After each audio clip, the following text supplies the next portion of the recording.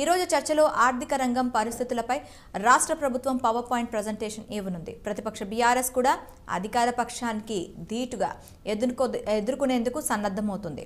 ఈ విషయంపై పార్టీ అధినేత కేసీఆర్తో ఎమ్మెల్యేలు కేటీఆర్, హరీష్ రావు భేటీ అయినట్లు తెలిసింది.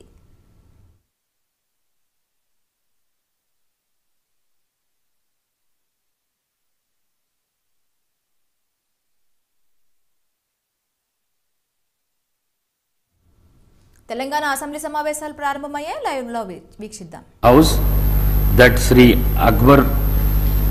Akbaruddin Owaisi MLA has been recognized as a floor leader of All India Majlisi Ittihadul Muslimin AIMIM legislative party in the Telangana Legislative Assembly as per the communication received by me from the General Secretary AIMIM party. I am to announce to the House that Sri Kunamaneni Sambashivarav MLA has been nominated as leader of Legislative Party of Communist Party of India in the Telangana Legislative Assembly as per the communication received by me from the State Secretary CPI.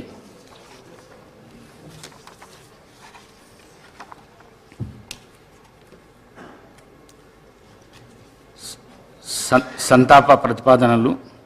Medak జిల్లాలోని పూర్వ రామాయణపేట శాసనసభ నియోజకవర్గం మాజీ శాసనసభ్యులు శ్రీ రామన్న గారి శ్రీనివాసరెడ్డి గారి మృతి పట్ల ఈ సభ తీవ్ర సంతాపాన్ని వ్యక్తం చేస్తూ శోకార్దులైన వారి కుటుంబ సభ్యులకు తన ప్రగాఢ సానుభూతి తెలియజేస్తున్నది.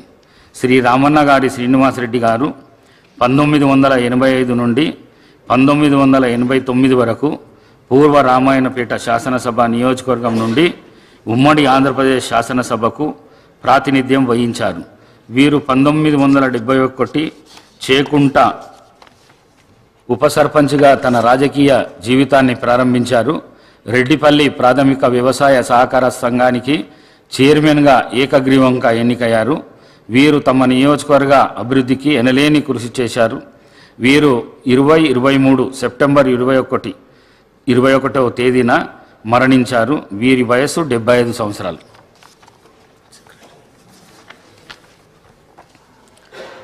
వికారాబాద్ జిల్లాలోని పరిగి శాసనసభ నియోజకవర్గం మాజీ సభ్యులు శ్రీ కుప్పుల హరీశ్వర్ రెడ్డి గారి మృతి పట్ల ఈ సభ తీవ్ర సంతాపాన్ని వ్యక్తం చేస్తూ శోకార్దులైన వారి కుటుంబ సభ్యులకు తన ప్రగాఢ సానుభూతిని తెలియజేస్తున్నది. శ్రీ కొప్పుల హరీశ్వర్ రెడ్డి గారు 1985 నుండి 1989 వరకు, 1994 నుండి 1999 వరకు, 1999 నుండి 2003 వరకు, 2004 నుండి 2009 వరకు మరియు 2009 నుండి 2014 వరకు పరిగి శాసనసభ నియోజకవర్గం నుండి ఉమ్మడి ఆంధ్రప్రదేశ్ శాసనసభకు ప్రాతినిధ్యం వహించారు.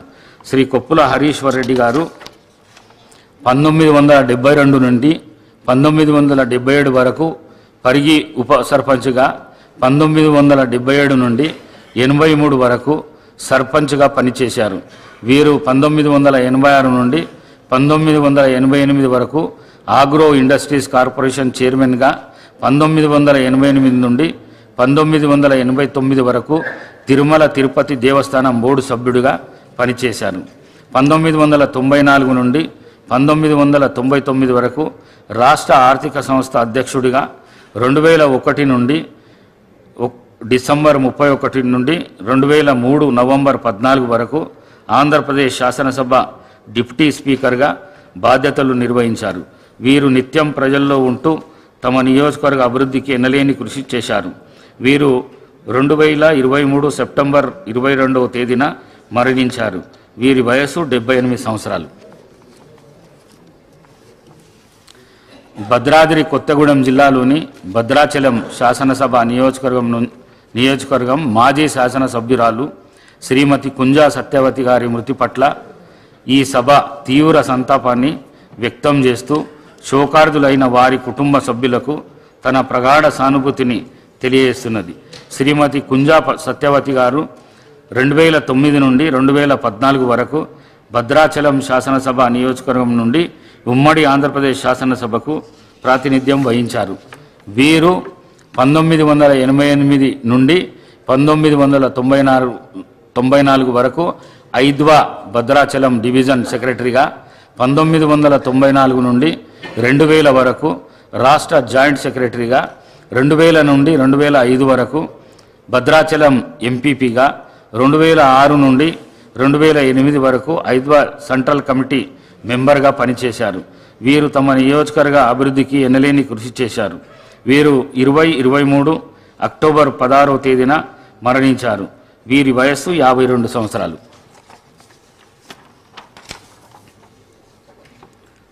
శ్రీయుతులు రామన్న గారి శ్రీనివాసరెడ్డి, శ్రీ కొప్పుల హరీశ్వర్ రెడ్డి మరియు శ్రీమతి కుంజా సత్యవతి గారుల ఆత్మకు శాంతి చేకూరేందుకు 2 నిమిషాలు పాటు మౌనం పాటిద్దాం.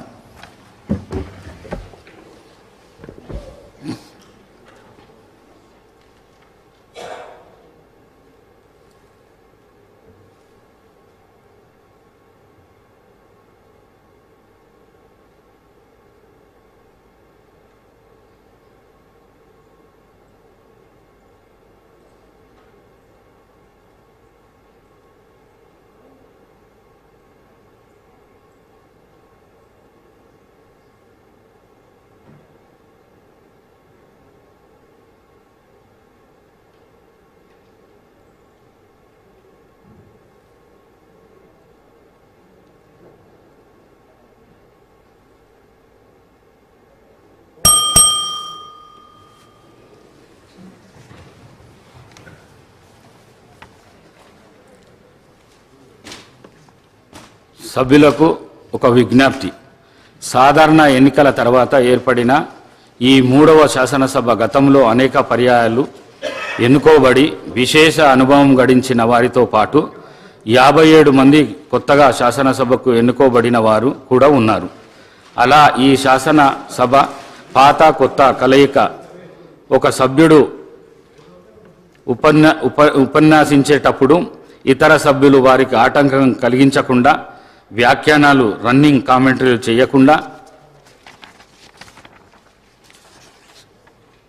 సావధానంగా ఆలకిస్తే ఒక అర్థవంతమైన చర్చ జరిగే ప్రజలకు ఒక మంచి సందేశాన్ని ఇచ్చిన వారం అవుతాము. అంతేకాకుండా అనుభవజ్ఞులైన సభ్యులు ప్రసంగాలు కొత్తగా ఎన్నిక కాబడిన సభ్యులు పరిణితికి ఉపయోగపడే విధంగా ఉంటాయి. దయచేసి ఈ సూచనలు సభ్యులందరూ గమనించి సభకు సభాపతికి సహకరించి ఈ సభ హుందాతనాన్ని గౌరవాన్ని సంరక్షించవలసిందిగా కోరుతున్నాను. Short discussions on Telangana state finances white paper. Deputy CM Shri Bhatti Vikramarka గారు opening remarks.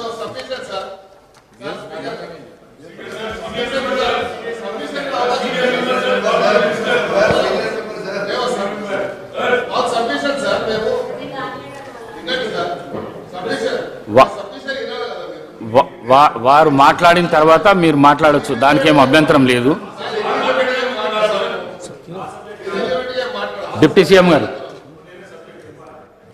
Sir finance Nagender గారికి ఇవ్వంటే అయిపోతుంది. నాగేందర్ గారు మాట్లాడుతా అంటే నాగేందర్ గారు ఏదో సబ్మిషన్ చేస్తారంటే చేయమని చెప్పండి. నాగేందర్ గారు. ధన్యవాదాలు సార్. డిప్యూటీ సీఎం గారు కూడా మీ తరఫున ధన్యవాదాలు తెలియజేసుకుంటూ, సార్ ఇప్పుడు మీరు చెప్పారు చర్చలన్నీ కూడా అర్థవంతంగా జరగాలని, ఒక నిర్మాణాత్మకమైనటువంటి సజెషన్స్ రావాలని కోరడం జరిగింది. అయితే ఎప్పుడైతే ట్రెజరీ బెంచ్ నుంచి ప్రొవకేషన్స్ వస్తాయో అప్పుడే ఇక్కడ నుంచి రియాక్ట్ అవుతారు. ట్రెజరీ బెంచ్ నుంచి వారు మాట్లాడేటప్పుడు దయచేసి, ఎందుకంటే ఈ సభ ద్వారా ప్రజలకు ఒక మంచి సంకేతాలు పంపించాలని, అందుకే మాకున్నటువంటి ప్రతిపక్షంలో ఉన్నటువంటి నాయకులందరూ కూడా ఏవైతే మీరు ఇచ్చినటువంటి వాగ్దానాలు అవి పూర్తి చేయడానికి మీరు ఏదైతే చెప్పాలనుకుంటారో మీరు చెప్పండి. మీరు చెప్పిన తర్వాత మా నుంచి మాట్లాడిన తర్వాత క్లారిఫికేషన్స్ అనేది చాలా ఇంపార్టెంట్ సార్. క్లారిఫికేషన్స్ ఎప్పుడు అడుగుతాము? సరైనటువంటి సమాధానం రానప్పుడే క్లారిఫికేషన్స్ అడుగుతాం. కానీ క్లారిఫికేషన్స్ అవకాశం ఇవ్వనందుకు చాలా తప్పుడు సంకేతాలు పోయాయి. నేనేమంటున్నా అంటే ముఖ్యమంత్రి గారే చెప్పారు మొన్న, మీరు ఒక నిర్మాణాత్మక సజెషన్స్ ఇవ్వండి, కన్స్ట్రక్టివ్ సజెషన్స్ ఇవ్వండి, డెఫినెట్గా వెల్కమ్ చేస్తామన్నారు. అవి ఇచ్చేటప్పుడు మాకు అవకాశం ఇస్తే మేము చెప్తాము. ఒక మంచి సాంప్రదాయాన్ని నెలకొల్పడానికి ఈ సభ వేదిక కావాలని నేను తమరి ద్వారా కోరుతాను.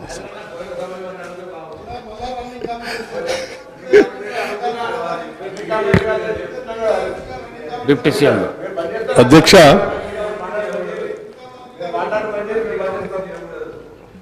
ఎన్నో కలలు, ఎన్నో ఆశలు, ఎన్నో ఆకాంక్షలతో ప్రత్యేక రాష్ట్రం కావాలని,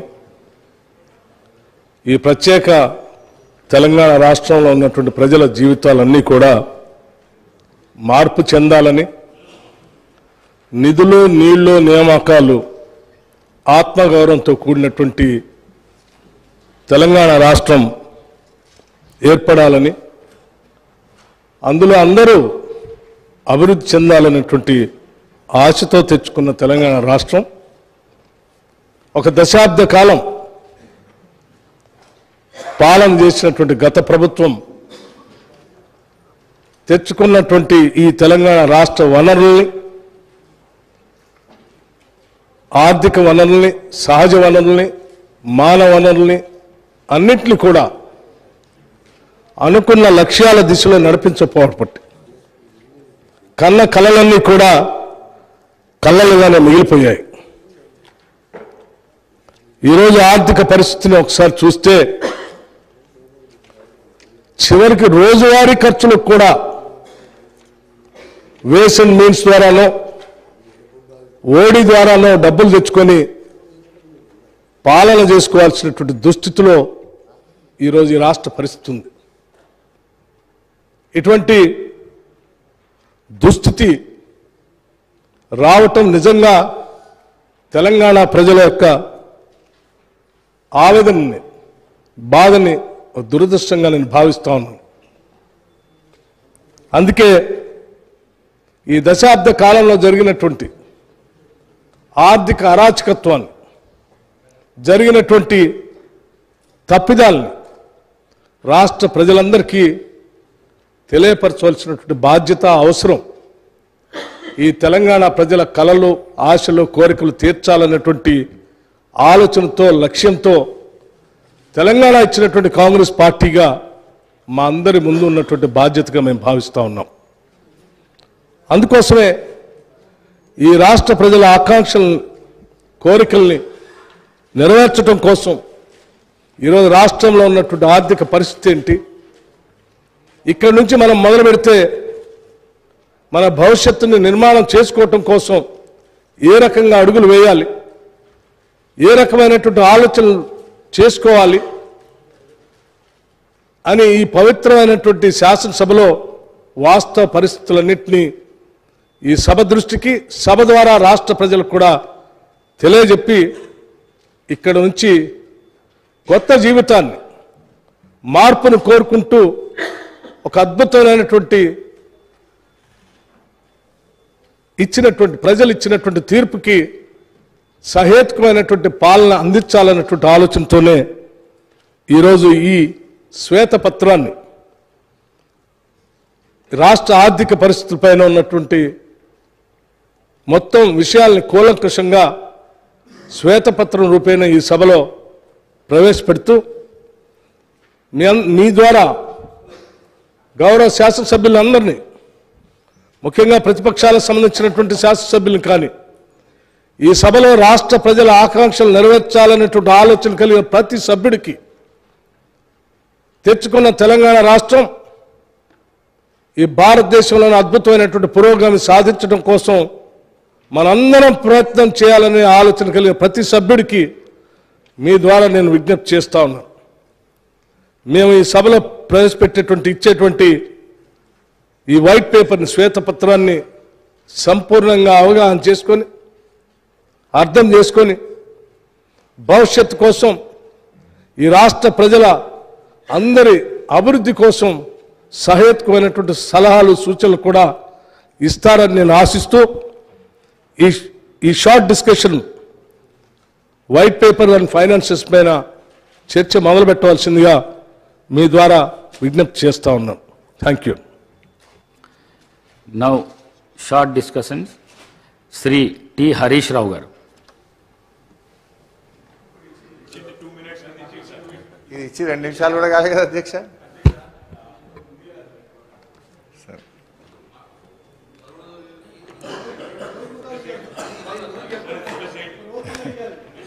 అధ్యక్ష, ఇప్పుడు గౌరవ ఉప ముఖ్యమంత్రి గారు బట్టి విక్రమార్క గారు 42 పేజీల బుక్ను మాకు ఇచ్చి 4 నిమిషాలు కాలేదు.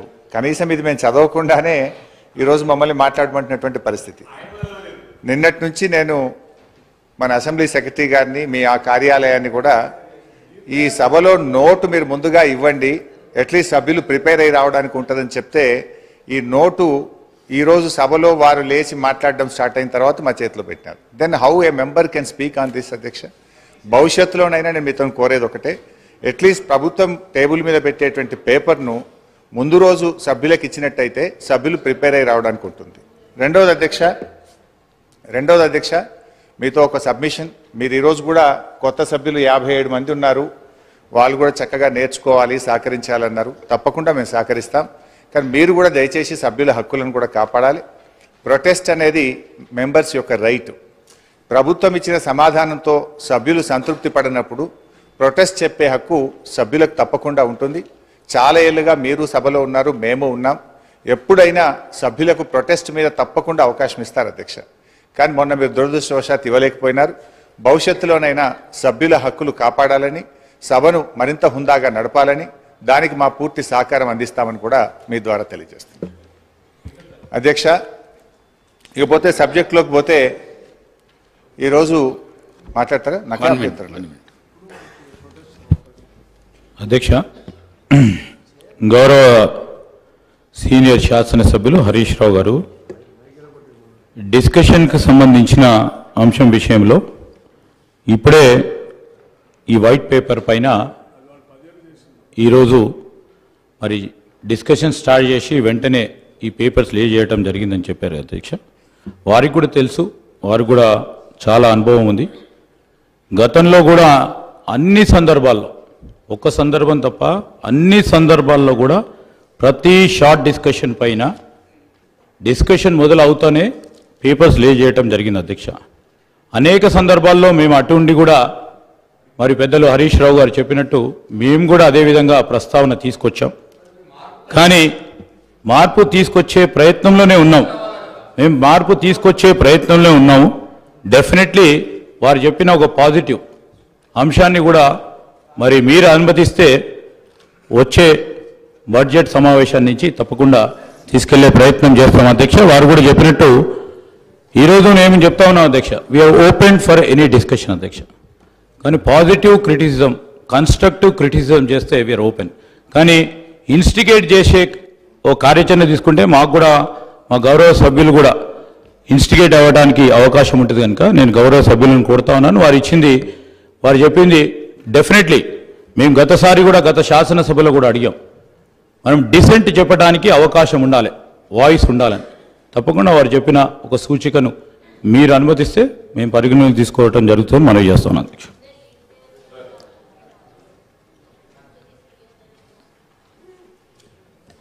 Honorable Speaker, sir.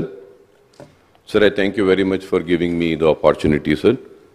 Sir, I would like to make a small request. I know what Honorable Legislative Affairs Minister Saab has just mentioned about laying of a statement by the government for the short discussion. But as we all know that this is a very important subject, and we have to read so many pages, sir. It's almost some 40 pages of book. So through you, I just want to make one request, because we can have a fruitful discussion, we can have a good discussion, and we can also come up with good suggestions as a constructive opposition. If you could give us a tea break of at least 40 minutes or an hour, I'll be very thankful to you, sir. we will be able to read this, sir. Sir, without reading this, if I have to come and talk, sir, I have been an old member. In the month of August, we had an assembly session, and in the August month, all the details were laid on the table of the House, then House, sir. All the finances were also laid. So we will be talking about what was we informed in the month of August. We would like to talk on this book, sir. So I request, if everybody agrees, through you, I request the Honorable CM Saab also, Finance Minister Saab also, at least tea break for 1 hour, sir. Just 1 hour, at least 40 minutes, we can just read this and come up with good suggestions, sir. Thank you, sir.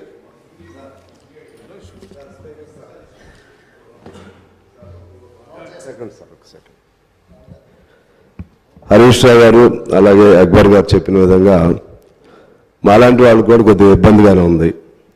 దయచేసి